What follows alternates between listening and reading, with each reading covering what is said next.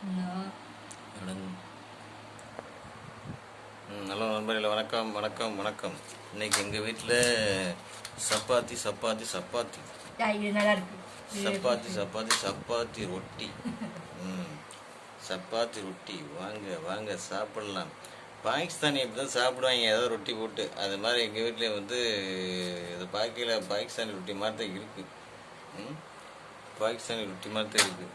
அப்புறம் அவங்களும் இப்படி தான் வந்து கிண்டுவாங்க, எதையோ கிண்டி சாப்பிட்ருவாங்க. அந்த பாகிஸ்தானி இருக்காங்கல்ல, பாகிஸ்தானி, பங்களாதேஷ், அப்புறம் மலேசியா, சிங்கப்பூர்.